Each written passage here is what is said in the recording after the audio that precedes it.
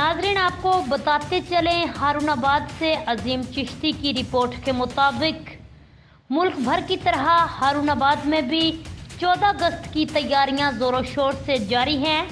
तफसीलात के मुताबिक शहर हारूनाबाद में कायद-ए-आज़म रोड और न्यू वहीद कॉफ़ी हाउस पर जश्न आज़ादी के सिलसिले में परचम पाकिस्तान, स्टिकर, बैज, झंडियाँ और बाजे वगैरह के स्टॉल्स सज गए।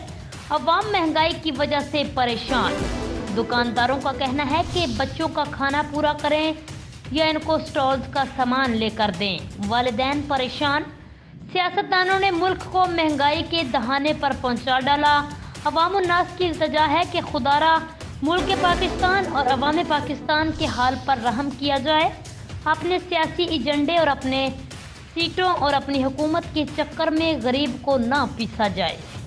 इसके साथ ही न्यूज़ बुलेटिन से अब तक के लिए इतना ही। मज़ीद खबरों के लिए आप देखते रहिए PN न्यूज़।